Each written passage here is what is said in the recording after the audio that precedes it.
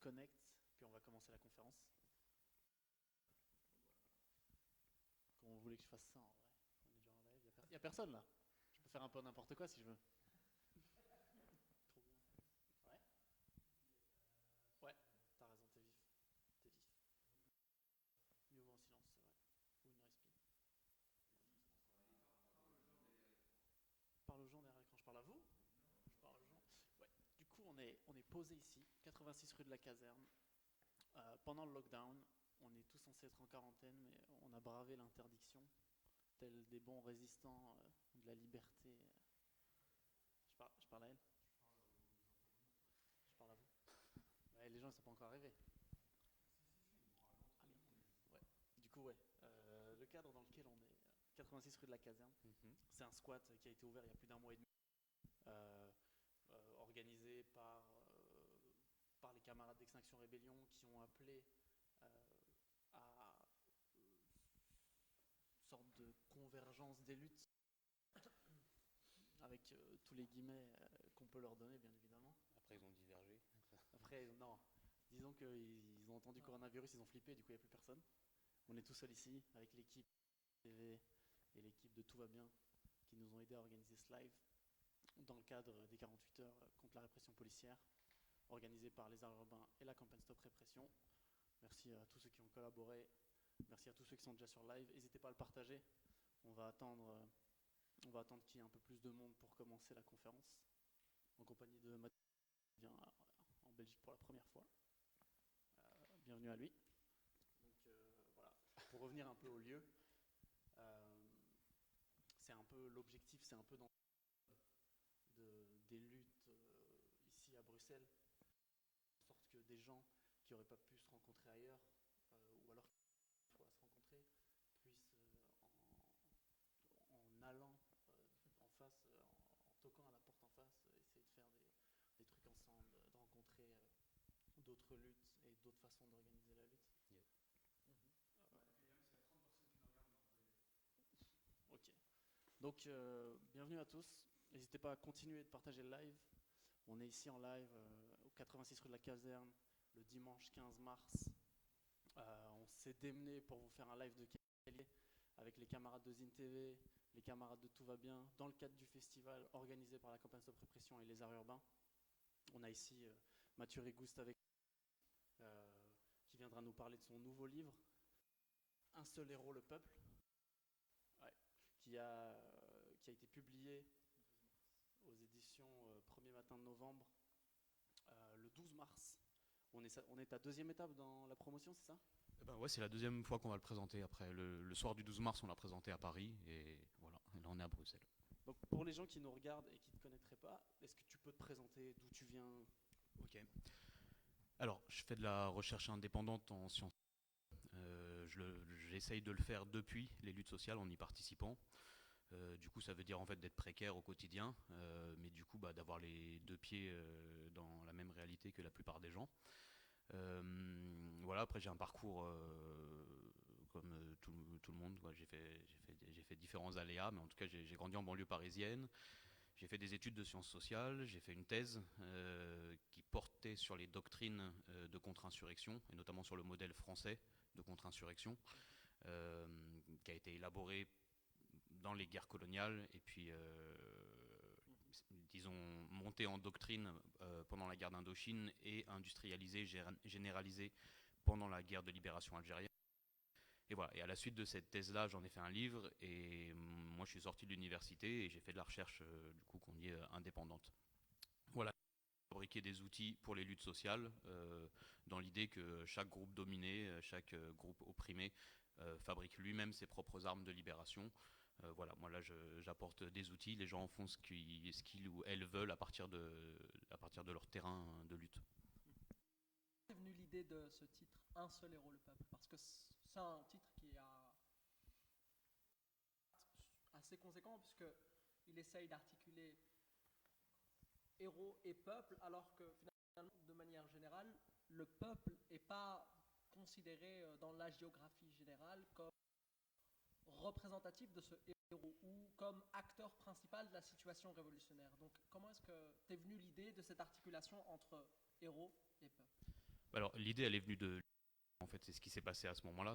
Donc ça parle notamment d'une séquence à la fin de la guerre de libération algérienne où les classes populaires, le prolétariat colonisé, se soulèvent dans plus de 25 villes en Algérie et débordent à la fois la contre-insurrection et l'ordre impérial. Donc cette histoire, de toute façon, vient de parler de ça, de quand est-ce que les colonisés, les classes populaires, les misérables, en fait, ont surgi comme le sujet principal de la révolution en Algérie. Après, ce titre, Un seul héros, le peuple, c'est un slogan à l'époque. Moi, je le mets en titre, pas pour le revendiquer de mon fait, notamment parce qu'en plus, il a été codé et recodé incessamment. Il a plein de sens différents selon ce que les gens y mettent et selon les époques. Et peut-être qu'une des premières fois où il est écrit sur les murs, on connaît une photo un peu célèbre, en fait, qui est prise à Tunis, où c'est peint sur un mur. Et peut-être les premiers moments où ça a été utilisé, il s'agissait justement de dire à la fin de la révolution algérienne que c'était pas seulement les appareils politico-militaires de la révolution, pas seulement le FLN, pas seulement la LN, pas seulement la guérilla, pas seulement les maquis, mais en fait l'ensemble des classes populaires, hein, l'ensemble du peuple qui avait fait la révolution. Et il s'agissait de le dire à un moment où justement les appareils politico-militaires, à la fin de la révolution, essayaient d'installer l'État algérien, l'État FLN, et du coup en prenant de plus en plus de distance avec les masses populaires et avec les projets de justice sociale qui étaient portés par les colonisés. Donc c'est un slogan qui a ce sens-là au tout début. Après, il prend d'autres sens, notamment les Algériens et les Algériennes. Il y en a une partie aujourd'hui qui le vivent de manière amère, ce slogan, parce qu'il a été aussi utilisé par le régime, l'État FLN, pour tenter de faire croire qu'il était l'émanation du peuple, qu'il était le représentant exact du peuple. Et d'ailleurs, c'est la devise de l'État après l'indépendance, par le peuple et pour le peuple. Et où là, bien entendu, beaucoup d'Algériens sont amers parce qu'en fait, l'État, en utilisant cette phrase-là, en fait, marque bien le fait qu'il s'était complètement coupé des classes populaires et de la question en fait, du fait de terminer la révolution sociale qui avait été engagée pendant la guerre de libération. Et j'aimerais ajouter quelque chose. Ouais. Donc pour ceux qui nous rejoignent dans le live juste maintenant, un petit rappel ici avec Mathieu Rigouste qui va nous parler de son dernier livre, Un seul héros, le peuple. C'est l'histoire d'un épisode d'insurrection. Moi j'ai une question pour toi Mathieu. Pourquoi l'Algérie en fait? Pourquoi travailler la question algérienne? Et pourquoi c'est important ce sujet? Alors, je pense qu'il y a plusieurs raisons. Moi, je travaille sur le système sécuritaire dans les sociétés contemporaines, notamment en France et principalement dans les sociétés impérialistes. Et du coup, quand tu travailles sur ce que fait l'armée française en Afrique, ce que fait la police française dans les quartiers populaires, les discours sécuritaires, les idéologies qu'il y a autour, toutes les formes de pouvoir dans la société contemporaine, en France en tout cas, tu peux pas ne pas tomber sur la guerre d'Algérie, parce que c'est à la fois le laboratoire de toute cette société, même de la Ve République, hein, de cette constitution, de ce modèle d'État, mais c'est aussi c'est dans cet espace-là que se sont formées les classes dirigeantes, le contingent, c'est-à-dire l'ensemble d'une génération de jeunes hommes a été faire la guerre à la population algérienne. Bien entendu, ça a formé des gens, ça a inscrit des mécanismes dans les imaginaires, dans les corps des gens. Voilà. Et puis dans les appareils, notamment, il y a énormément de techniques, de doctrines, de pratiques qui ont été conçues à ce moment-là, qui ont constitué des répertoires dans lesquels ces appareils-là n'ont jamais cessé d'aller piocher à chaque fois qu'ils avaient besoin de se réagencer parce que la situation changeait sur le terrain. Donc il y a à la fois ça, j'ai l'impression que quand tu travailles sur le sécuritaire en France, tu tombes toujours sur la guerre d'Algérie régulièrement, et disons quand tu travailles sur le sécuritaire dans les sociétés impérialistes, tu tombes sur les guerres coloniales. Et donc là, je fais le lien directement, par exemple, par rapport à la Belgique, où sans aucun doute, on trouve un modèle qui doit résonner avec celui dont je parle pour la France. Voilà notamment. Après, il y a des liens personnels. Moi, j'ai été élevé par ma maman qui m'a élevé toute seule en banlieue parisienne. Et ce côté-là de ma famille, c'est des juifs algériens. Et du coup, je sais pas si ça. Enfin, non, en fait, je pense qu'on est dépossédé la plupart de cette histoire-là. Mais du coup, il y a des juifs berbères depuis plus de 2000 ans en Afrique du Nord. Et la division entre colonisés a été vraiment un appareil de pouvoir qui a été mis en place par le colonialisme. Alors on pense aux décrets Crémieux, des choses comme ça sur lesquelles on pourrait prendre du temps. Mais en tout cas, ça a été un travail du pouvoir colonial que de diviser les colonisés entre eux. et donc, bien entendu, je pense que ça impacte aussi mon rapport avec cette histoire-là. Après, peut-être qu'il faut en parler aussi. Moi, j'ai un statut du coup de cette généalogie-là, elle va avec une autre forme qui donne une condition plus hybride où moi, mon prénom et mon faciès en France étant reconnu comme blanc, quand tu grandis dans les quartiers populaires, tu bénéficies de privilèges qui sont institués par une société raciste et capitaliste et patriarcale. Et du coup, ça donne une condition hybride. J'ai pas le même statut que reconnu comme d'origine algérienne et arabe dans les classes populaires. Voilà, et donc tout ça, venir raconter ça, c'est aussi l'enjeu, c'est de dire que qu'il n'y a pas de recherche en sciences sociales qui est neutre et objective par principe, parce qu'elle le proclamerait d'elle-même, et qu'en fait plutôt il faut se donner les moyens de savoir qui prend la parole, pourquoi prend la parole, depuis quelle position dans la société, avec quelle contradiction, et que du tout, peut-être pour pouvoir juger une enquête, ça commence d'abord par pouvoir faire la sociologie de la personne qui l'a fabriquée, essayer de comprendre les conditions de production d'une enquête. Et du coup, c'est aussi pour ça que je raconte un peu tout ça, pour qu'on sache que moi j'ai un rapport qui est contradictoire avec toute cette histoire-là. Oui, tout à fait. Je trouve ça très intéressant parce que ça me permet de rebondir directement sur la méthodologie d'usage dans ton bouquin. D'une sociologie différenciée, d'une socio-histoire populaire. Est-ce que tu pourrais nous en dire un petit peu plus et marquer des avec des contextes historiques qui pourraient nous permettre d'appréhender ta méthodologie d'usage? Carrément. Donc je parle d'une socio-histoire populaire ou d'enquête populaire, à la fois pour de me distancier de formes de recherche qui seraient inscrites à l'intérieur de l'université ou même de formes de recherche privée, où là le populaire vient dire que en fait je me positionne dans le champ de bataille du côté des dominés, du côté des opprimés, et donc que le sujet je l'aborde de ce côté-là, je fais pas semblant d'être neutre, et puis que ceux qui font semblant d'être neutres en général sont du côté des dominants. Donc c'est populaire dans ce sens-là. Bon, il y a le fait que du coup quand tu le fais en indépendant en dehors de l'université, ça prend du temps, c'est précaire, etc. Il y a cet aspect-là. Puis il y a l'aspect restitution, c'est-à-dire que tout au long de ce travail-là, j'ai restitué ce que je trouvais auprès des gens que je rencontrais, soit les gens avec qui je vis, les gens de là où j'ai grandi, les gens que je rencontre pour cette enquête. Les témoins que j'ai rencontrés au long de 6-7 années de travail, à chaque fois je leur ai raconté ce que j'ai trouvé dans les archives, ce que m'avaient raconté d'autres personnes, les hypothèses les plus crédibles à ce moment-là, celles qui tenaient pas debout, ce que moi j'en pensais, mon rapport à l'Algérie, et puis du coup c'est aussi cette idée qu'en fait on peut enquêter de manière collective, en fait même qu'il y a un enjeu à ce qu'on se forme collectivement aux outils des sciences sociales, mais aussi que cette démarche de recherche elle se fasse ensemble avec les gens qui sont concernés, avec les gens que ça intéresse, et que petit à petit, en fait, tout au long de ça, en restituant, en partageant ce savoir-là aussi, les gens te permettent d'avoir une réflexion critique et collective, de concevoir une intelligence collective. Alors moi je signe avec mon nom parce que pour qu'on puisse quand même venir me chercher s'il y a un litige, aussi parce qu'en fait au final je l'ai rédigé moi-même et que du coup en fait il y a des trucs à assumer en fait, si par exemple soit s'il y a des choses qui vont pas ou quoi que ce soit, mais c'est le produit à la fois des réflexions qui sont constituées dans les luttes sociales et de réflexions collectives. Donc voilà, l'idée d'enquête populaire, c'est un peu tout ça que ça essaye de dire. Ok, donc j'aimerais rappeler qu'on est ici en fait, ce qu'on va faire, l'exercice qui va être fait ici, c'est qu'on va essayer de prendre un peu ce que toi tu nous apportes avec le bouquin et essayer de le digérer tous ensemble avec les camarades du live, avec mes camarades ici sur le plateau, et d'essayer de produire une analyse qu'on a déjà vu se passer ici à Bruxelles.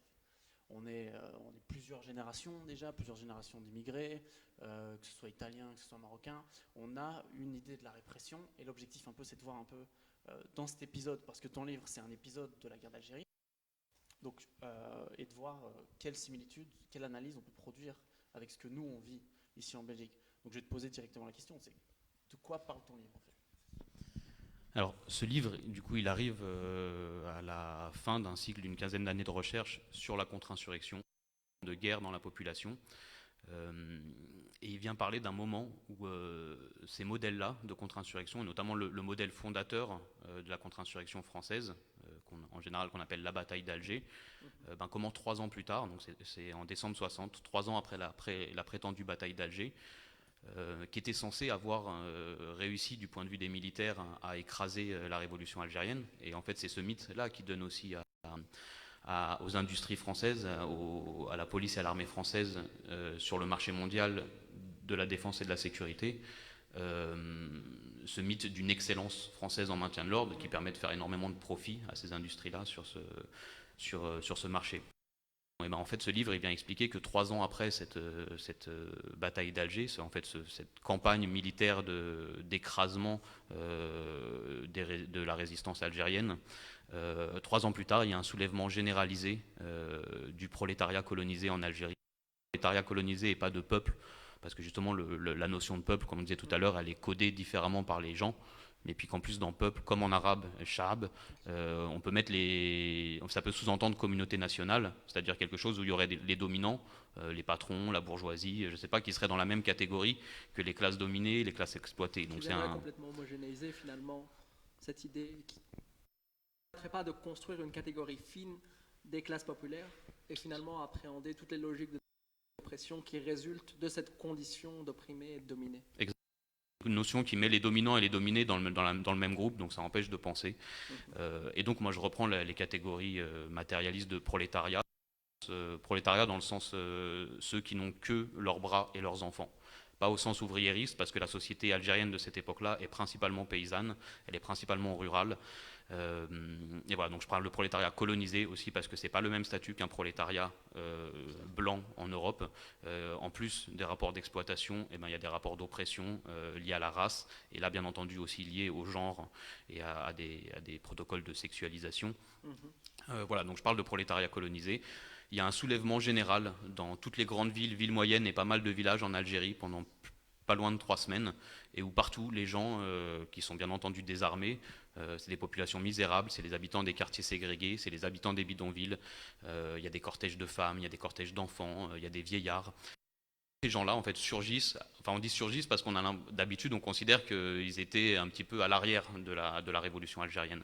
Et en fait à ce moment-là, les gens surgissent dans les quartiers interdits, dans les villes, dans les rues interdites, s'affrontent d'abord à la police française, s'affrontent aux colons ultras, à l'extrême droite coloniale, et s'affrontent à l'armée française.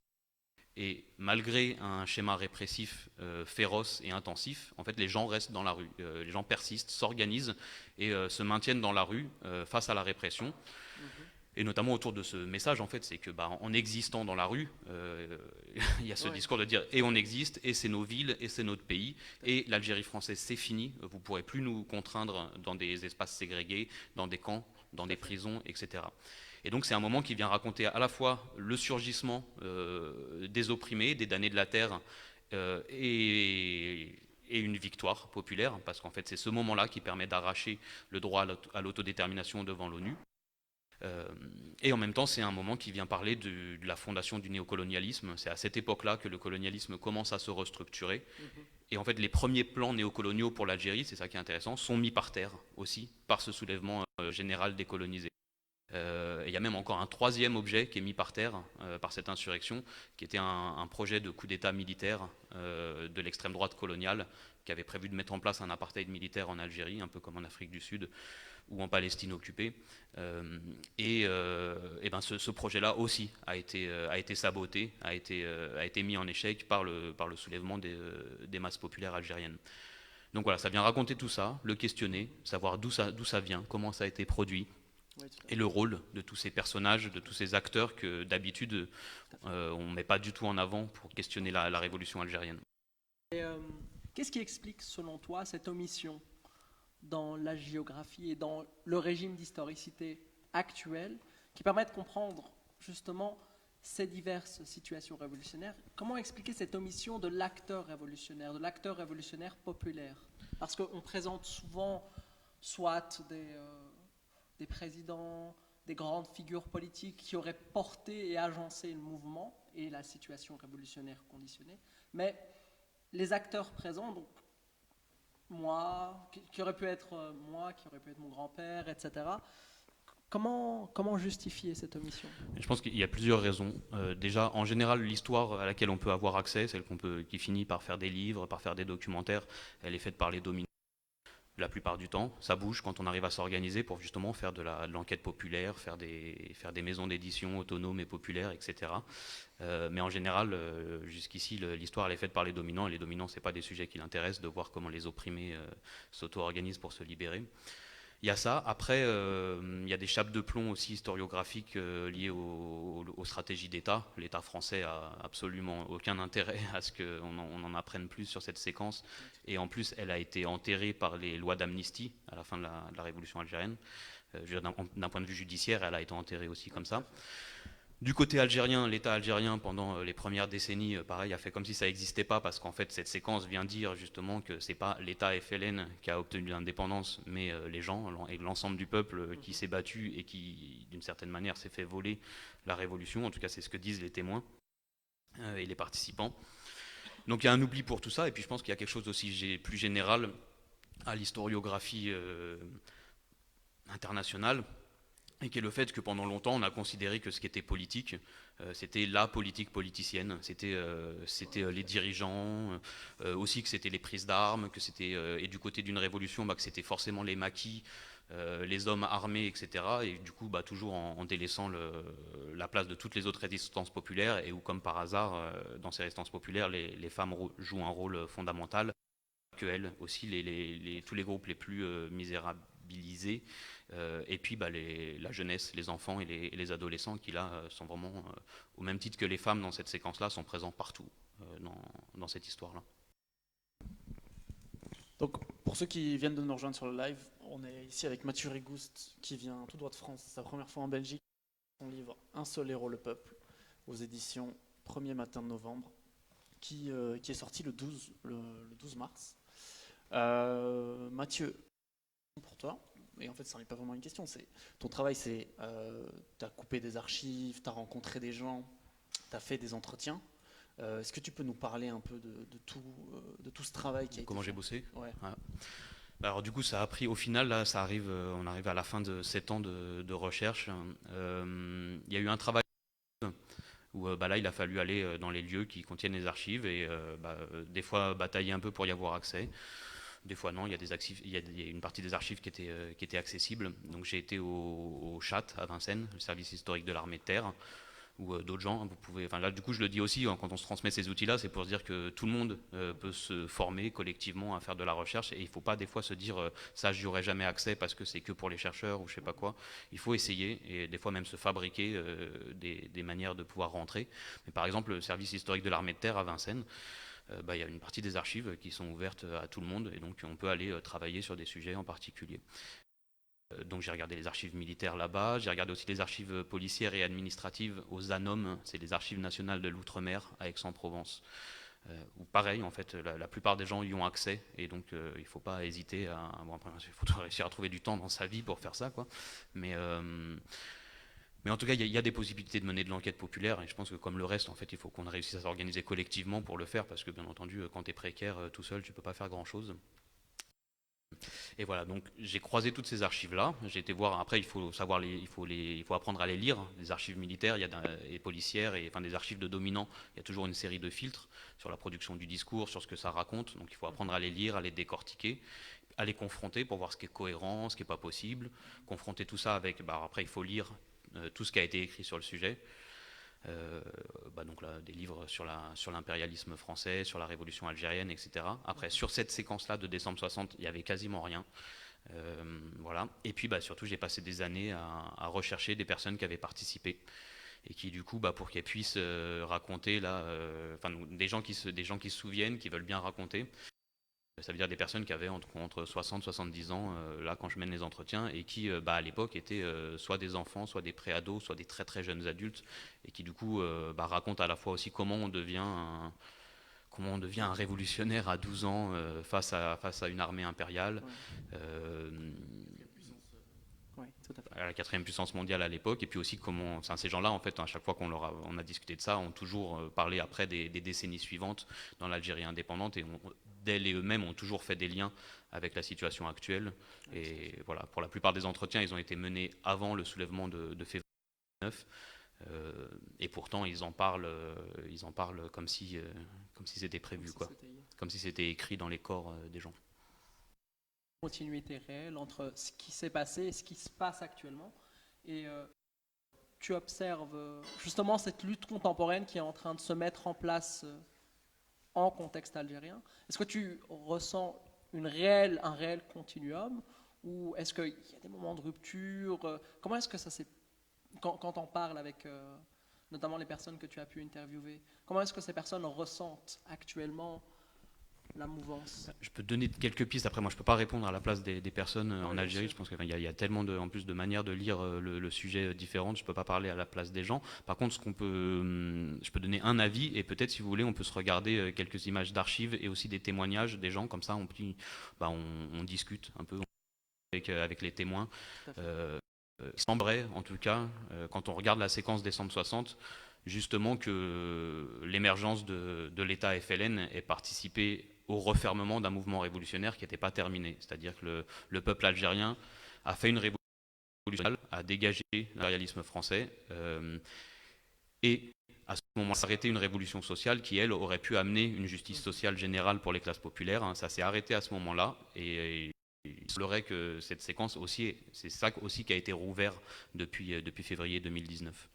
Voilà, je vous propose, si vous voulez, de regarder quelques images d'archives. Ces images qui ont été tournées à l'époque par des journalistes étrangers, qui ont été montées par des Américains, et ça a été monté notamment par la CIA pour informer des cadres de l'administration nord-américaine de la situation en Algérie. Donc le commentaire est réactionnaire, les images sont faites par des dominants, et pourtant là vous allez voir, elle nous montre quand même pas mal de choses sur la manière dont ça fonctionnait. Donc d'abord, là on a des archives de la vie à l'époque,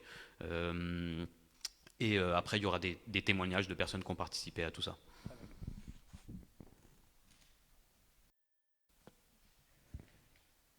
In the last 2 years of the long struggle, the tide turned.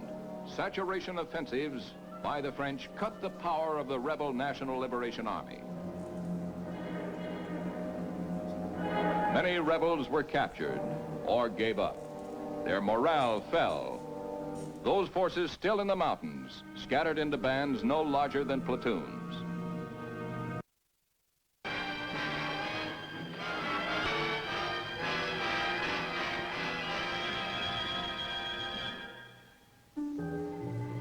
Finally, the French took drastic measures.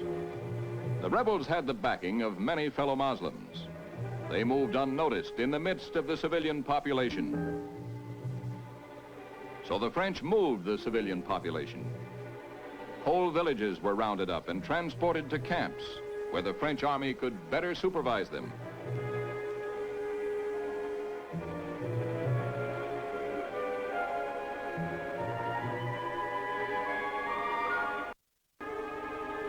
Rebel dead, 150,000.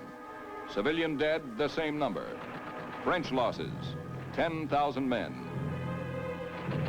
Even on a relatively calm day, more than 25 men died in Algeria fighting on one side or the other, or just getting caught in the crossfire.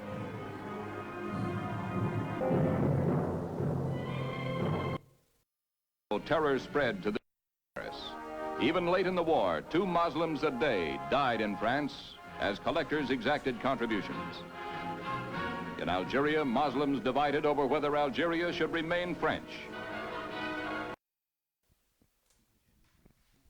Donc Mathieu, est-ce que tu peux commenter les images qu'on vient de voir? Et ben voilà, dans ce que vous avez vu là, on voit pas mal de mécanismes de ce qu'était la contre-insurrection et de ce qu'était la répression militaire en Algérie. Du coup, ce qu'on voit au début, c'est la mise en camp, l'internement en camp de concentration.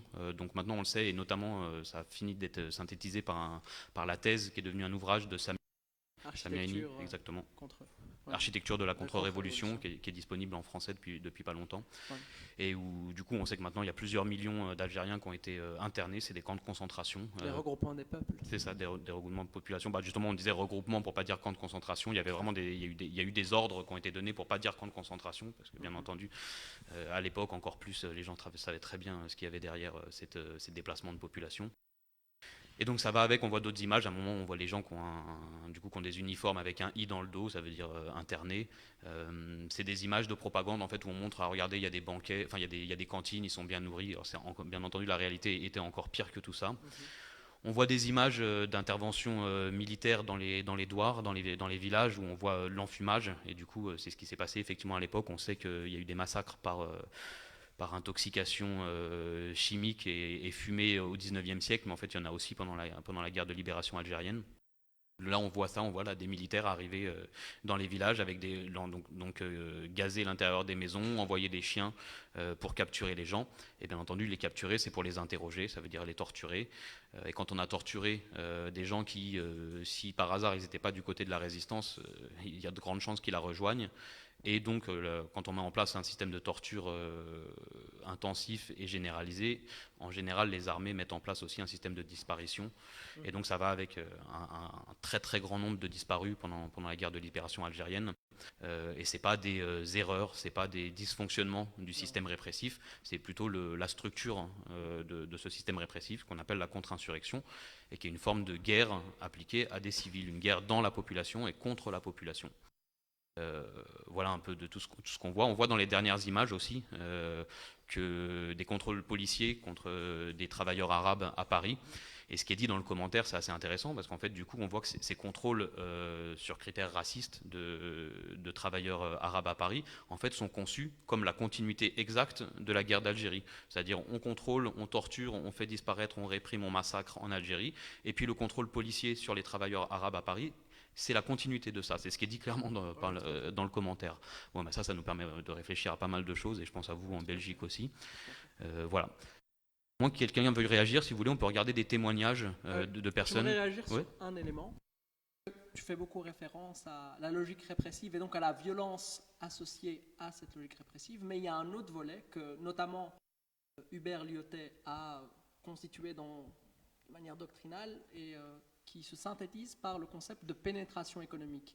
Essayer de construire des soldats bâtisseurs d'une forme de positivité infrastructurelle. Est-ce que tu pourrais nous parler de justement l'impact de ces soldats bâtisseurs qui auraient essayé de construire quelque chose de positif et pas simplement répressif, parce que pour construire une pacification totale, il faut aussi donner un attrait à la population.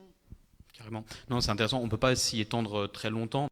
Ça fait partie des doctrines coloniales françaises qui ont été exportées dans tout le camp impérialiste d'ailleurs, et qui consiste à dire qu'on ne peut pas, si on veut installer un pouvoir colonial sur un territoire, on ne peut pas juste massacrer les gens, et qu'il faut mettre en place des structures d'encadrement politique. Et du coup, Lyautey à cette époque-là, mais d'autres grands ingénieurs coloniaux qui sont en général des militaires, ont du coup développé des théories de gouvernement, de bon gouvernement d'une société coloniale, où en général, bien entendu, le militaire est à la fois une sorte de pasteur des troupeaux, et puis à la science du gouvernement. Et du coup, ça a influencé à la fois l'histoire du pouvoir colonial, mais l'histoire aussi des doctrines de contre-insurrection et l'histoire des sociétés sécuritaires aujourd'hui. C'est-à-dire que toute forme répressive, elle fonctionne avec des manières d'organiser la vie quotidienne des gens et de leur faire désirer leur oppression, de leur faire participer, de les faire collaborer à leur encadrement. Et on a déjà tous ces dispositifs-là dans les premiers modèles coloniaux de contre-insurrection, et qu'on va retrouver en fait dans les logiques sécuritaires aujourd'hui, dans les techniques de médiation, enfin toutes les techniques qui amènent des personnes à participer au contrôle de la population. Donc voilà, donc c'est un champ, je crois, super important si on veut comprendre comment fonctionne le pouvoir. Le pouvoir, il n'est pas juste répressif, il cherche à faire participer les gens à des schémas de domination. Et voilà. Et d'ailleurs, c'est un peu ce que disent certains témoins. Si vous voulez, on peut regarder ce que racontent des personnes qui ont participé à ça à cette époque-là.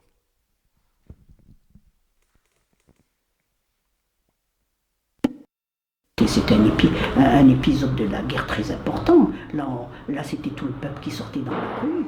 C'était impressionnant. Puis après la visite de Gaulle, qui avait été accueilli, d'abord ça commençait à une démouchette, et puis après c'est venu à aller. Et alors là, on sentait que c'était tout le peuple qui sortait dans la rue. Ça, c'est un événement qui a marqué la fin de la guerre d'Algérie. La France a employé les moyens les plus inhumains qui puissent exister. C'était la responsabilité collective, c'était des ratissages, c'était des déplacements de population, c'était les exactions, c'était les viols, c'était une politique de répression, de répression génocidaire. J'appuie sur le mot génocidaire. Donc, avec tout cela, il y a eu un peuple qui a résisté. Dans la famille, on vivait un peu en vase clos par rapport, c'est-à-dire qu'il n'y avait pas tellement d'échanges avec l'extérieur et avec les pieds noirs, entre autres. Donc il y avait cette différence qui était là. Mais en même temps, c'est très compliqué et je pense que c'est un peu ça, j'ai l'impression que c'est un peu ça le colonialisme, c'est que ça fabrique des êtres qui se sentent à part. Voilà, et c'est toute ma vie, et je l'ai encore ce sentiment, hein, c'est-à-dire je vis en France, mais je ne suis pas française. Enfin, et en même temps, je me reconnais pas non plus dans l'Algérie actuelle, donc c'est très compliqué, très très compliqué. Les parents qui venaient toutes les nuits, alors et avec le Rangers, ça je me souviens aussi, ils frappaient aux portes, et si vous avez l'autre cuidance de ne pas ouvrir tout de suite, ils vous cassaient la porte. Donc, alors qu'ils venaient, ils rentraient dans les maisons. Nous avions des petits appartements, c'était tout petit. Il n'y avait pas de lit, il n'y avait pas de place pour mettre des lits. Donc nous dormions sur le sol. Je me souviens quand les parents venaient, alors ils enlevaient la couverture, ils enlevaient comme ça et ils le regardaient, ils nous réveillaient chaque fois en sursaut, les enfants. Il y a des félagas, il y a des félagas. Ouais. Ça, je me souviens. C'est la seule parole qu'il disait. Il regardait, bon, il n'y a rien du tout. Il repartait. Donc pour ceux qui viennent de nous rejoindre sur le live, on vient de regarder les témoignages de contemporains de ce moment insurrectionnel qui est décrit dans ton livre. Il y a beaucoup à traiter dans ce qui vient d'être dit. Donc Mathieu, je vais te poser, laisser un peu nous aider à digérer tout ce qui a été. Puis après, j'aimerais qu'on parle de. Il y a une phrase qui avait été dite sur l'identité. Je ne me rappelle plus exactement la formulation, mais c'était la colonisation, c'est créer des êtres hybrides, ou une phrase équivalente, et qui fait beaucoup écho, j'ai l'impression, pour les populations immigrées qui habitons ici en métropole, c'est de se dire que quand on était plus jeunes, on savait tous très bien que, en tout cas quand on allait en Algérie, on était tous des immigrés.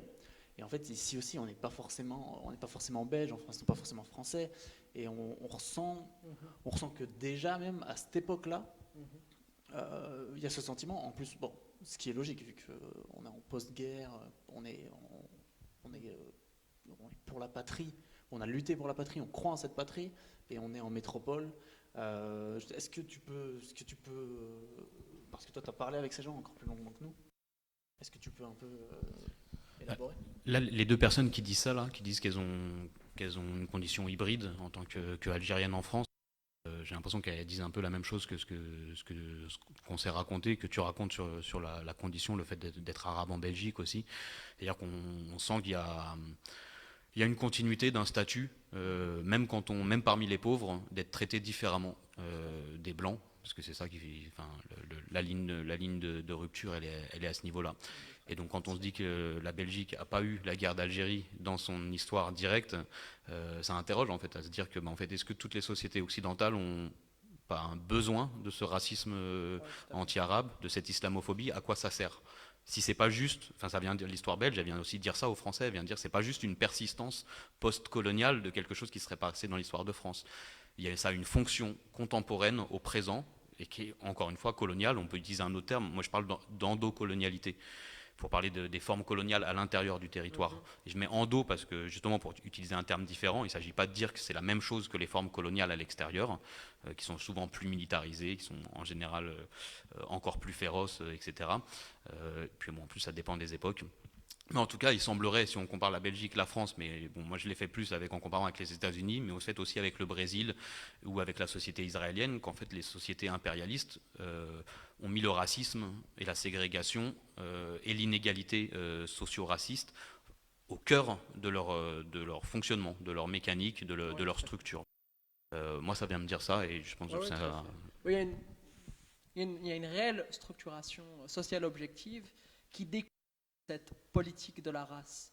C'est-à-dire que nous, en tant qu'identité subalterne, on est construit dans une condition matérielle qui est fondamentalement inférieure. Donc, Fanon le mettait très bien en évidence au travers de son concept de non-être, cette ligne de fracture entre l'être et le non-être qui construit une forme de dépersonnalité, d'une double conscience, comme Dubois a pu le mettre en évidence, qui nous laisse, nous, en tant qu'identité subalterne, dans une impossibilité d'entrer en adéquation avec l'identité moderne, blanche, avec tout son ordre de caractérisation, mais en même temps dans une impossibilité de penser sa condition à soi en tant qu'être issu d'un contexte diasporique, puisque en termes de catégorisation, on n'arrive pas à vraiment se constituer dans quelque chose, dans un bloc fini. On est dans une forme de ligne fluide, qui est mouvante, qui se constitue en fonction des structurations politiques, économiques, raciales. Donc, c'est vrai que quand j'écoute le propos des intervenants et intervenantes que tu nous as présentés précédemment, je me retrouve vraiment beaucoup dans ces terminologies d'usage, et vraiment, quand elles mettent en évidence la condition du non-être, pour moi, c'est une approche qui se doit d'articuler notre compréhension et notre interprétation fine des logiques politiques actuelles, parce que nous sommes encore constitués dans cette condition subalterne, dans cette condition du non-être. Et je peux en donner un exemple concret. Donc, un militant issu des Bruxelles-Banter, Nordine Saïdi, qui a combattu de manière mentale, par tous les moyens nécessaires, le blackface, a été, par son arabité, construit en tant que vecteur intérieur d'une menace beaucoup plus générale, et donc investi d'une condition terroriste. Donc la lutte, en tant qu'arabe, elle conduit systématiquement à construire l'identité de lutte comme quelque chose qui pourrait représenter une menace générale. Or, Nordine, à part tenter de faire évoluer les consciences générales internes en Belgique, n'a absolument pas participé d'une quelconque forme de violence ou de bellicosité à l'égard des identifiants ou de la biopolitique belge. Il a juste essayé de participer d'une rupture épistémologique de ce qui se produit en termes de racisme systémique ici en Belgique. Carrément. Mais d'ailleurs, on le voit un peu dans les images d'archives, en fait, cette continuité là dans l'antiterrorisme et dans le sécuritaire aujourd'hui, cette manière de, en fait, tout ce qui résiste gêne ou même pas. Des fois, c'est juste ce qui est, parce que pour les habitants des quartiers populaires, en général, il suffit d'être là pour être désigné comme menace.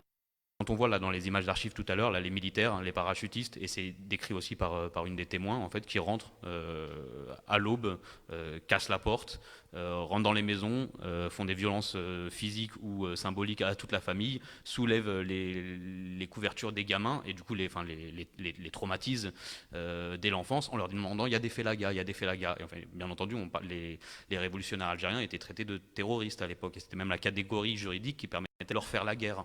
Et du coup, là, on la voit bien, cette continuité stricte. Donc, quand il y a eu l'état d'urgence en France, après, c'est pas que pendant l'état d'urgence, mais ça s'est intensifié à ce moment-là, on a vu se généraliser comme ça des opérations, des unités spéciales qui débarquaient chez les gens, éclataient les portes, traumatisaient tout le monde, repartaient, des fois emportaient quelqu'un avec eux et le faisaient disparaître. On n'avait pas d'accès à lui pendant des semaines. Des fois, simplement, ils s'étaient trompés de porte et donc ils avaient éclaté tout. Et là, pendant les mois suivants, plus personne ne vous parle dans le quartier parce que tout le monde se dit, si je parle à cette personne, on va aussi me stigmatiser comme terroriste, etc. Enfin, on vous détruit votre vie sociale, quoi. Et là, on voit un peu des continuités dans ces savoirs techniques, parce qu'en fait, c'est des savoirs de gouvernement. C'est, encore une fois, c'est pas des erreurs de quelques militaires ou quelques policiers qui se seraient égarés. C'est des techniques de pouvoir.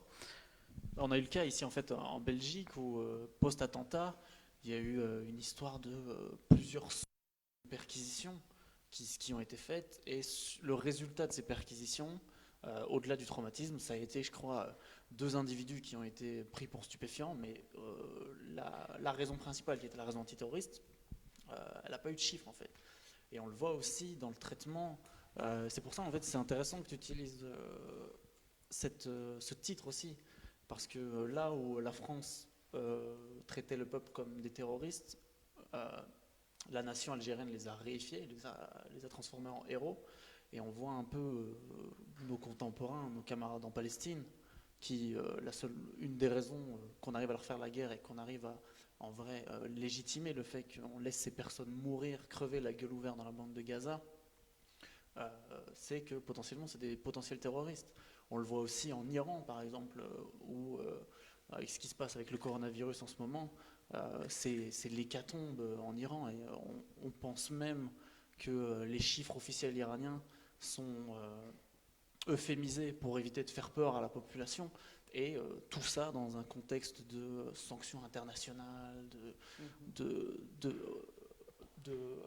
qui est pas légitime en fait. Et on a réussi, parce qu'on a réussi à construire ces personnes-là en terroristes. En fait, qui dit construire les personnes en terroristes dit réponse démesurée, réponse violente. Je pense qu'il y a un terme qui entoure très bien le livre, et c'est le terme de massacre. C'est ça, d'élimination. En général, quand un État utilise le mot terrorisme, il y a un groupement de population qui va subir des éliminations. Ça, c'est sûr, ça s'est toujours passé comme ça. Et oui, de massacre, ça parle de massacre d'État aussi, ce livre, cette séquence. Parce que du coup, l'État français a déployé la contre-insurrection à ce moment-là. Et on a plusieurs vagues de violence. Alors, les Algériens, les Algériennes subissent d'abord les violences des colons ultras, de l'extrême droite coloniale. Ils sont armés en général de pistolets, mais des fois ils tabassent des gens dans un coin de rue avec ce qu'ils ont sous la main. Mais sinon, ils leur tirent dessus depuis les fenêtres. Les gens se font réprimer très durement par la police et puis par l'armée. Le gaullisme donne l'autorisation à l'armée française d'ouvrir le feu. Elle ouvre le feu dans plusieurs villes, parfois à la mitrailleuse. Les scènes qui sont décrites sont de l'ordre du carnage. Il y a des dizaines de morts dans plusieurs villes. Des gens qui disparaissent, donc on ne pourra pas établir un nombre définitif puisqu'il y a plein de gens qui ont disparu, sans doute des dizaines de personnes. On a des centaines de blessés et du coup moi, sans chercher à avoir un chiffre sans le chercher particulièrement, mais simplement en étudiant le sujet, j'arrive sur au minimum 260 morts. Et ce qui montre que du coup en moins de 3 semaines, si on compare ça avec les massacres policiers du 17 octobre 61, enfin de septembre-octobre 61, avec ceux de mai 45, et en fait avec les massacres réguliers qui ont été opérés tout au long de la colonisation, en fait du coup on voit bien que le massacre d'État est encore une fois une technique de gouvernement et pas un saut de férocité qui arriverait comme ça, simplement soit parce que les colonisés seraient trop agités, soit parce que ce serait une erreur de gestion. Il y a bien l'État français a fait un usage du massacre comme technique de gouvernement colonial. Et donc il s'agit aussi avec ce livre-là de faire exister ce moment-là dans les mémoires de lutte. Dans les mémoires de lutte, je dis parce que faut le redire aussi, c'est aussi une victoire populaire, et c'est ça qui est intéressant. Mais aussi dans la culture générale, il faut que ce crime d'État de l'État français soit connu, qu'on puisse construire des politiques de justice sociale, de réparation, et puis le connaître de mieux en mieux, et bien entendu pour continuer aussi à s'outiller, pour empêcher que ces choses-là se reproduisent. Et voilà. Et tu faisais référence à ces techniques de gouvernementalité coloniale. Est-ce que ces techniques ont produit toute une série d'outils répressifs qui sont actuellement usités dans des contextes particuliers?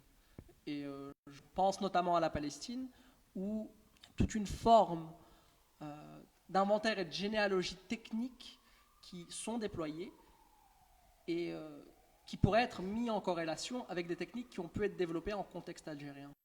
Est-ce que tu pourrais tenter de nous proposer une forme de généalogie entre ce qui a pu se faire en contexte colonial algérien et ce qui s'applique actuellement en termes techniques? Il y a des circulations permanentes, c'est-à-dire déjà pendant la révolution algérienne, il y a des forces militaires israéliennes en Algérie qui viennent se former aux techniques françaises de torture, de répression, d'encadrement, etc. À l'inverse, l'armée française a des contacts réguliers avec l'armée et les services secrets israéliens pendant toutes les années 50, 60, 70, c'est permanent, pour de l'échange de renseignements, de l'échange de doctrines, de techniques de combat, etc., de savoir policier. Et c'est pas juste entre Israël et la France, en fait, c'est l'ensemble du camp impérialiste occidental qui a un échange intensif de savoir et de technologies de pouvoir. Je pense que dire même les premières formes qu'on arrive à vraiment repérer, c'est après 1917, en vérité. C'est déjà dans les années 30, on voit que les impérialismes occidentaux travaillent intensément pour fabriquer des machines de contre-révolution. Et voilà, et donc par exemple des collaborations entre la France et Israël, c'est régulier, mais c'est aussi avec le Brésil, c'est aussi avec les États-Unis, c'est aussi avec le Canada, etc. Les États impérialistes s'échangent des savoirs, des techniques, d'autant plus du fait que depuis le début des années 70, c'est devenu un marché géant. Toutes ces techniques, tous ces savoirs, toutes ces formes de pouvoir sont aussi des marchandises qui se valorisent très très haut sur le marché mondial de la défense et de la sécurité. Et si vous voulez, on peut enchaîner avec d'autres images d'archives et témoignages qui là parlent plus du moment insurrectionnel, de les gens se sont soulevés. Et puis comme ça, on pourra discuter de comment ça s'organise, comment ça se prépare une rupture de cette ampleur. Ouais, bonne idée. Bitter, crushing, endless violence.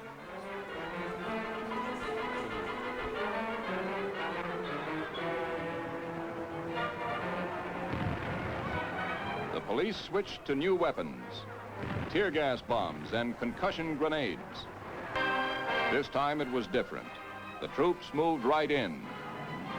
Stones were not much help against tanks. As the Muslims got out of hand, crack paratroop regiments were brought into the city from the front lines. The Muslims hated the paratroops with a special passion, and the feeling was reciprocated. The roundup began. The young man at the end wants to open his coat to show a bloody wound in his side. The officer objects. Many Muslims were arrested.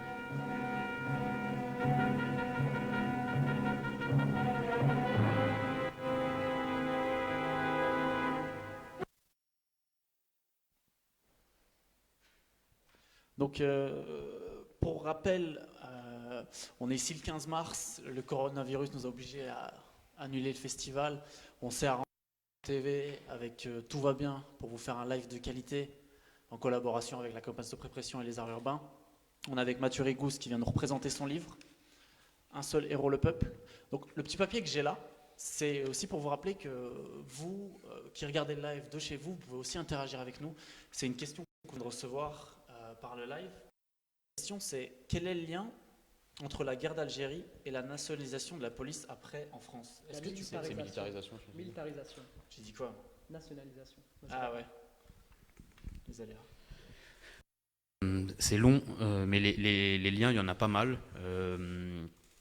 Disons que les sociétés impérialistes, dans les guerres coloniales, ont été obligées d'inventer des nouvelles formes de pouvoir.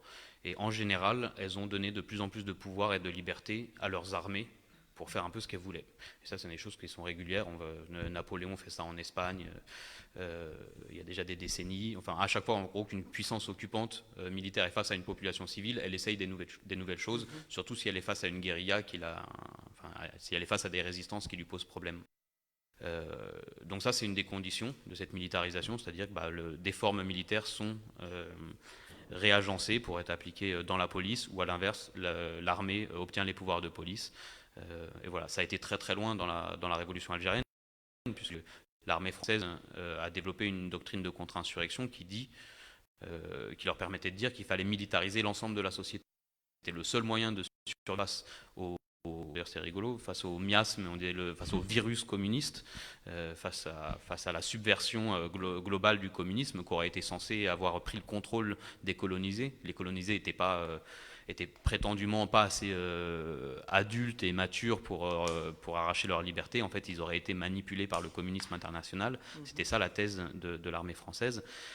Et donc, elle a mis en place une doctrine qui prônait une militarisation complète de la société. Mais il y a eu une évolution dans cette de construction de l'ennemi intérieur. Parce que c'est vrai qu'au départ, on pensait longtemps pensé que l'identité subalterne n'était pas en capacité, sans une idéologie surplombante, de construire une agentivité politique, mais progressivement, il y a eu une évolution dans cette constitution physique de l'ennemi intérieur. L'identité subalterne algérienne a été aussi pensée comme véhicule d'une menace beaucoup plus générale. Plus tard, peut-être, sans doute, mais je pense qu'il faut aussi rappeler qu'il y a eu à un moment cette force surplombante communiste qui a constitué l'ennemi principal, mais qui a eu modulation de cet ennemi. En fait, j'ai l'impression que les institutions transforment les figures de l'ennemi en fonction de face à quoi elles sont confrontées, et il s'agit de légitimer des protocoles de répression. Et donc tu parles d'agentivité, c'est un concept qui du coup parle du fait que les dominés, les opprimés conservent des marges d'action, ils ont une puissance d'agir, ils ont une capacité, ils trouvent en fait quand on observe ce qu'ils font, on se rend compte que même dans le camp de concentration, même dans l'esclavage, même dans tous ces schémas d'oppression qui se présentent comme une oppression totale, un contrôle total, on voit que les opprimés réussissent à construire des techniques de ruse, de fuite, d'évitement et puis parfois de contre-attaque. C'est ce qu'on voit. Le sujet du livre. C'est le sujet du livre, mais c'est aussi ce qu'on voit dans des études récentes sur toute la colonisation, c'est-à-dire depuis que les colons mettent un pied en Algérie pour ce cas-là, mais en fait dans tous les territoires colonisés, on voit des résistances constantes. Simplement, justement, il s'agit de leur donner ce statut politique réel de résistance, parce qu'en général, on leur donne pas ce sens-là, parce qu'on veut pas le voir de cette manière-là. Et donc ça aboutit à un soulèvement général en décembre 60 en Algérie, mais en fait on peut suivre le cheminement de ces résistances tout au long de la colonisation et jusqu'à aujourd'hui. Et d'ailleurs, si vous voulez, on peut s'envoyer un extrait encore, où là on va avoir des images de l'insurrection elle-même et des témoignages dessus. Je pense que c'est B qui s'appelle. Parce que c'est bien on vient de parler du massacre, de la violence, mais en réponse à cette violence, il y a la résistance. Et c'est ce qu'on va voir là maintenant, c'est ça que tu me dis. Ressurgissement. On Saturday, December 10th, 1960, the picture changed. The Muslims of the Kasbah, until then outwardly docile, unfurled their colors. Their colors were red, white, and green, the colors of the National Liberation Front, the FLN.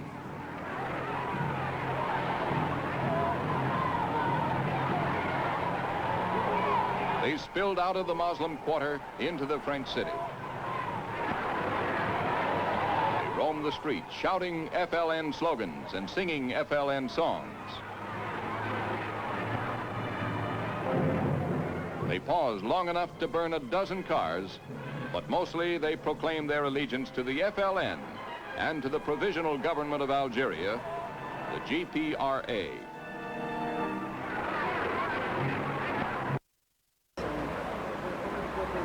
Il y avait des gens ici sur le plateau, premier étage, il y avait des gens par là, jusqu'à il y avait beaucoup de monde jusqu'à là-bas. Il y avait, c'est ici, cette montée, on l'appelle aujourd'hui de Lala. C'est ici qu'elle a commencé le matin.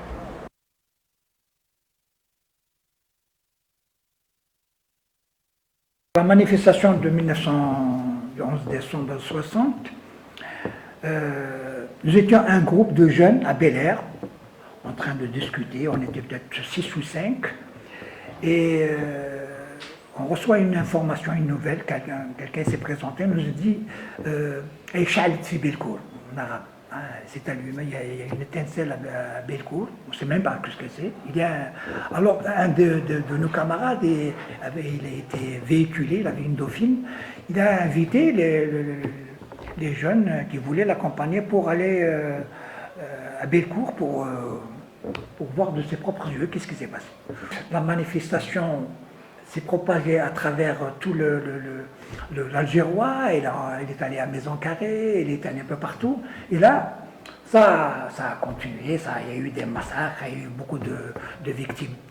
Mais moi personnellement, c'est ce que je voyais la manifestation comme une sortie une liberté, une cri de joie.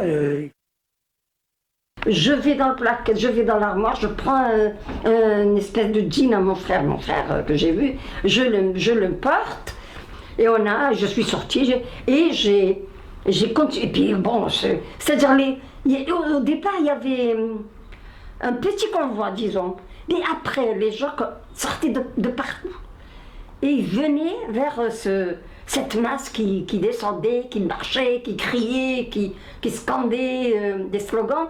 Et les gens sortaient de chez eux, des grands, des petits, des vieux, les femmes avec leur haïk, beaucoup. Dès qu'on est arrivé à notre quartier, on s'est dit comment à Bellecour ils ont manifesté, on n'est pas capable de manifester, tout ça. On nous dit pourquoi on ne va pas vers Bellecour et manifester là-bas. Bon, on est parti. On était les 7 enfants, tout ça. Dès qu'on est arrivé au Champ Manœuvre, il y avait les paras, les bérets verts là-bas, il y avait les Alfcrac, tout ça. On savait que c'était pour Bellecour. Ils allaient là, Bellecour, quelque chose comme ça. Dès qu'on est arrivé là-bas, un officier de parrain nous a vus parce qu'on était groupés. Quand on a venu ici, il nous a dit où vous allez comme ça. On lui a dit qu'on va vers Bellecour. Les bons de salauds, hein, vous allez à Bellecour pour manifester. Hein. Il a commencé à nous bastonner, des coups de pied, tout ça. D'un coup, on s'est disloqué. Chacun part de côté. Là, on s'est taillé. Bon, on est descendu par là, on était algérien, les gens sortaient, les enfants, tout ça. Ça a commencé à crier.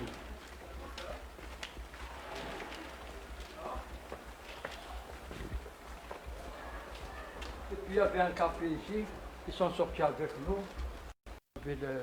Le café marocain, il y avait un poste au-dessus, parce que c'est impossible de déclencher les manifestations. Mais nous, on l'a déclenché. Des enfants, parce qu'ils ont vu des enfants crier, tout ça, ils n'ont pas voulu tirer. Et là, on disait pas, on n'avait pas de drapeau. Si on avait de drapeau, ils auraient tiré sur lui.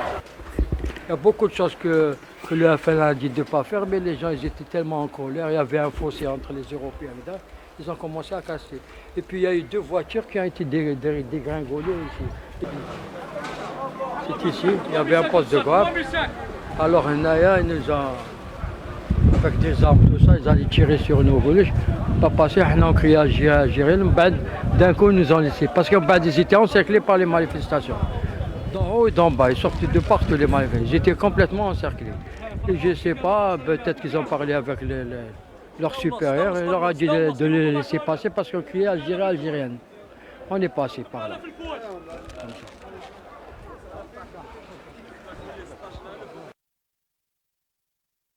Donc moi j'étais petite, j'avais peut-être 9 ans, 8-9 ans en 60.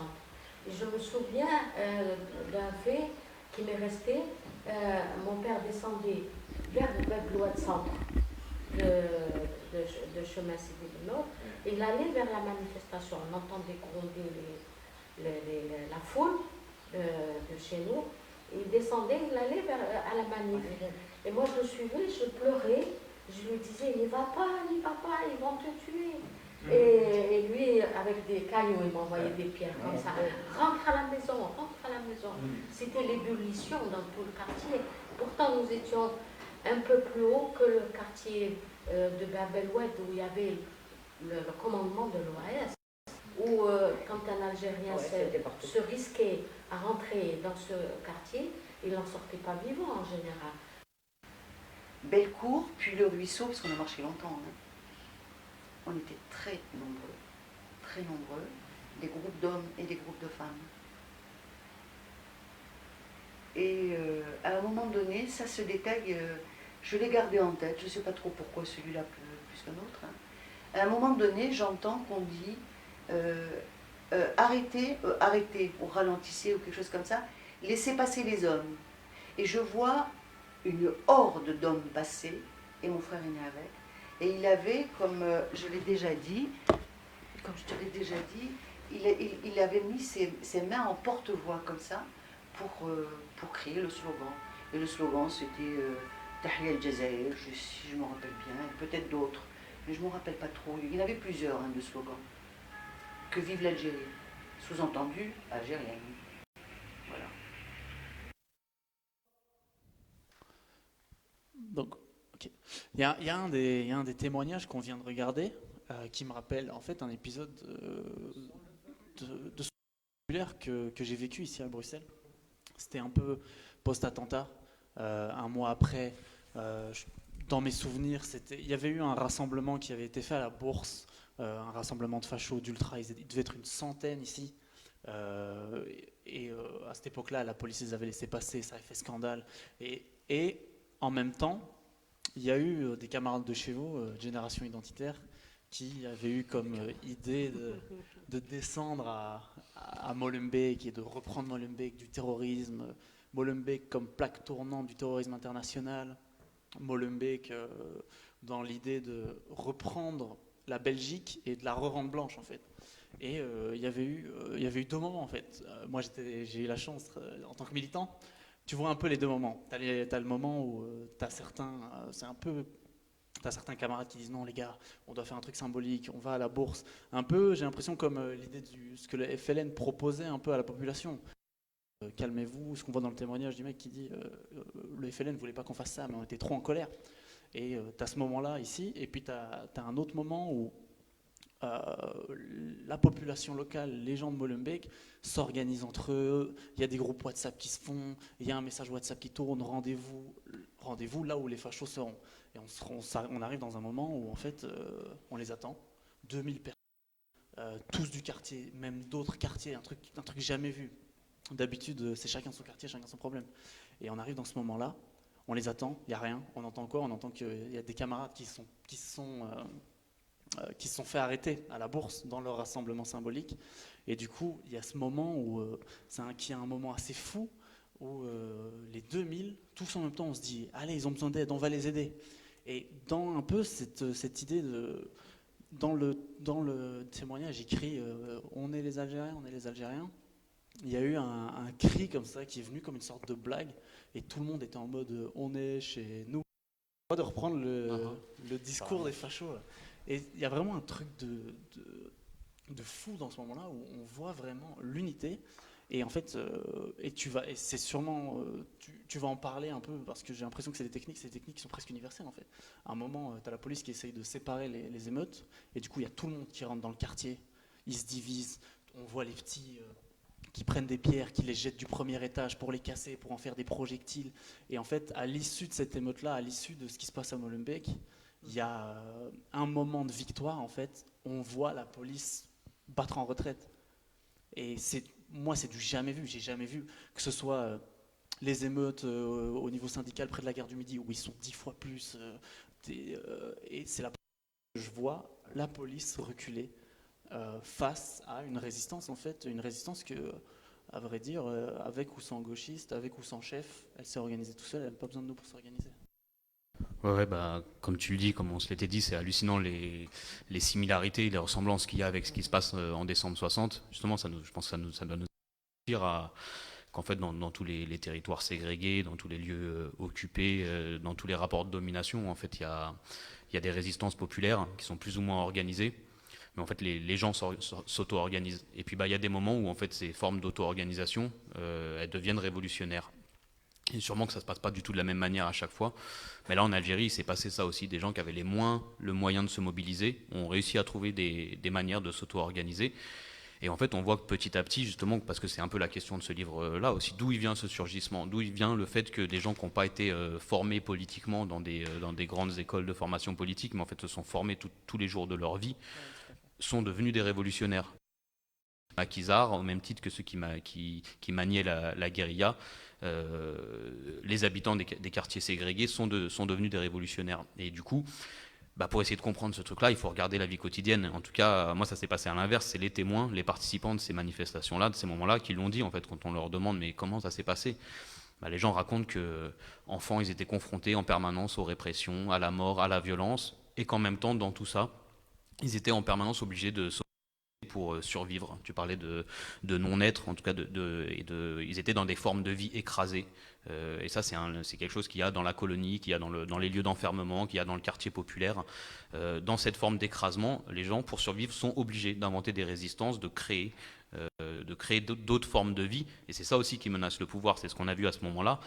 Là, dans les quartiers insurgés, qui sont enfermés par l'armée à cette époque-là, eh ben, les gens créent des cantines populaires, par exemple, parce qu'il faut bien se nourrir, et puis il n'y a pas d'argent, etc. Donc il y a des cantines qui se font dans la rue, et puis c'est gratuit, c'est pour tout le monde. C'est les premiers centres de soins tenus par des Algériens pour des Algériens. C'est-à-dire face à la répression et au massacre, des infirmières algériennes, des médecins, il n'y en a pas beaucoup, des gens qui détournent du matériel, des gens qui ont acquis des petits savoirs, soit parce qu'ils sont passés au maquis, soit parce qu'ils se sont formés tout au long de la Révolution à avoir des savoirs de soins, des choses comme ça. Puis il y a les savoirs de soins traditionnels aussi. Ça se fait dans les caves, ça se fait dans les mosquées, ça se fait dans des endroits désaffectés, ça se fait dans les salons des gens qui accueillent. Enfin, c'est complètement auto-organisé et c'est des centres de soins clandestins qui ont été mis en place avec un véritable fonctionnement à ce moment-là par les gens et eux-mêmes. Pareil, il y avait une gestion des journalistes et des médias pour pas que n'importe qui leur raconte n'importe quoi, qu'ils n'aillent pas se balader où on veut pas.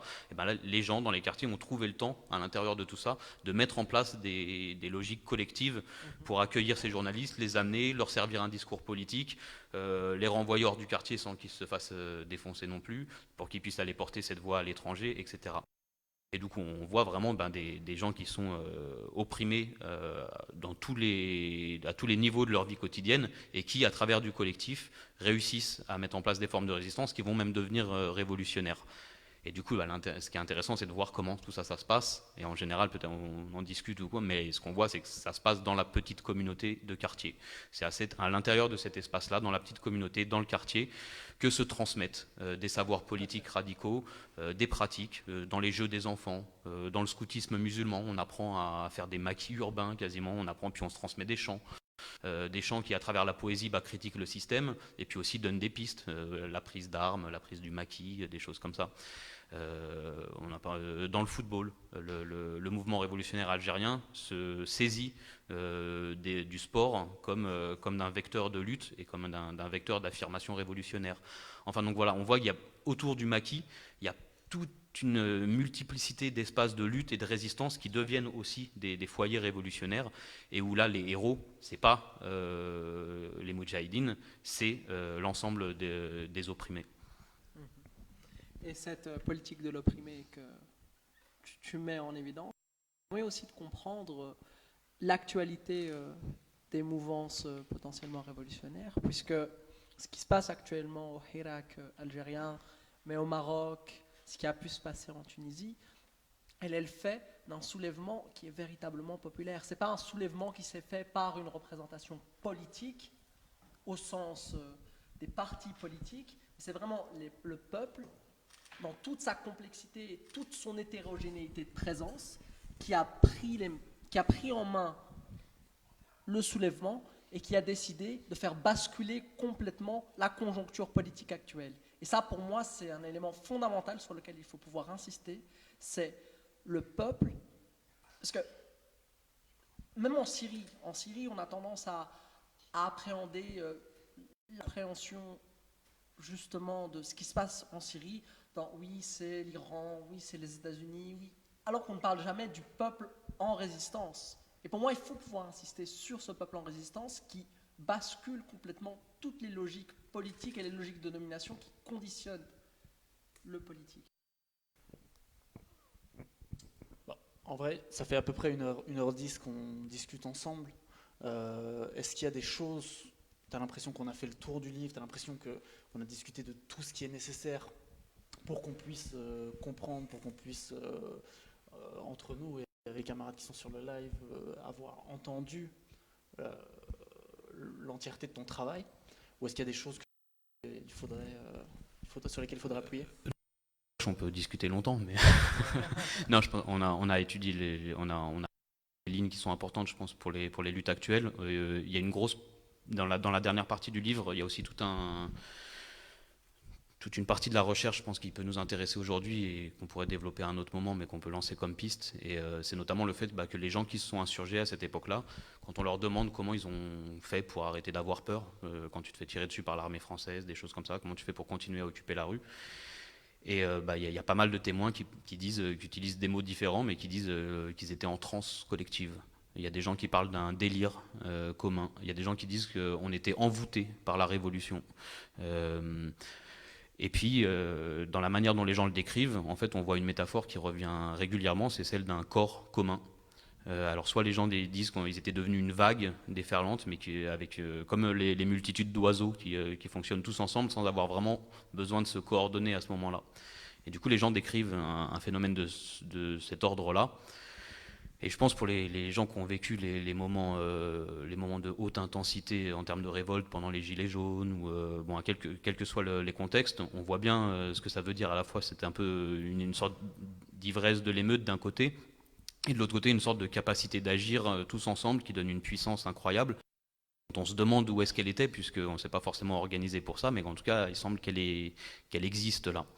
Et du coup, il y a une réflexion un peu sur tout ça, qui part de Fanon encore, où quand Frantz Fanon expliquait que la violence coloniale vient s'insinuer, vient s'écrire dans les muscles des colonisés, et puis qu'il faut bien qu'elle sorte, il faut qu'elle éclate, et que du coup, les colonisés, dans la vie quotidienne, ont des pratiques qui permettent d'évacuer ça, des pratiques de transe, des pratiques de danse, etc., des pratiques d'entraînement au combat, et que dans toutes ces pratiques-là aussi, justement, on s'entraîne, on se prépare à surgir, on se prépare à s'organiser pour des ruptures générales, et puis on prépare aussi, comme j'ai dit tout à l'heure, une autre société, d'autres manières de vivre ensemble, qui vont être mobilisables pendant la séquence révolutionnaire. Donc voilà, il s'agit de réfléchir aussi à ça, comment en fait les opprimés mettent en place des pratiques corporelles qui permettent à la fois de survivre et de résister en permanence à l'oppression, mais qui en plus permettent aussi et de surgir et de commencer à préparer d'autres manières de vivre et une autre société, quoi. L'objectif de ton livre, c'est de montrer qu'en fait, ce moment révolutionnaire, c'est un moment qu'on pourrait aussi utiliser pour nous, pour notre théorie politique, pour notre propre stratégie, pour penser notre propre stratégie. Un peu comme on voit bien certains camarades qui utilisent mai 68, qui utilisent d'autres moments. L'objectif de ce livre, c'est de montrer ce moment-là comme ce genre d'épisode. J'en extrais pas des leçons historiques. Par contre, je pense que c'est un exemple, effectivement, d'une victoire populaire, d'une résistance magistrale, donne des pistes. Après, voilà, je pense que c'est à chaque groupe dominé, à chaque groupe opprimé, d'en tirer les leçons que elles et ils veulent pour fabriquer les armes que elles et ils ont besoin pour se libérer. Mais en tout cas, il y a des faits là-dedans, et dans les témoignages des personnes qui ont participé, il y a des savoirs. Je pense qu'on a un grand intérêt à se partager et à voir un peu tous ensemble ce qu'on peut faire avec tout ça. Du coup, il est sorti le 12 mars. Combien il coûte ? Il coûte 24 €. 24 balles. Est-ce qu'il y a un site internet? L'objectif, c'est que ce soit un outil. Donc, il y a un site internet, c'est ça? Alors, il y a plusieurs choses. Le projet est plus large que ça. C'est-à-dire, le livre arrive dans un projet où il y a un site internet c'est unseulehéros-lepeuple.org. Sur lequel on retrouve les archives, enfin des archives, il y aura tout à un moment, mais pour l'instant il y a déjà des archives. On retrouvera les témoignages, les entretiens. L'idée c'est de mettre à disposition les sources à disposition des gens pour que les gens reprennent l'enquête, qu'ils puissent la terminer, la transformer, trouver d'autres choses, faire ce qu'ils veulent, en tout cas partager ces sources-là et que chacun aussi se forme à l'enquête populaire. Il y a un souci de transmission, qu'on puisse se former les unes les uns les autres à faire de l'enquête. Et voilà, et donc ça va avec un troisième objet qui est un film, un film documentaire qui parle de tout ça, mais encore sous un autre angle, et qui lui va arriver en cours d'année.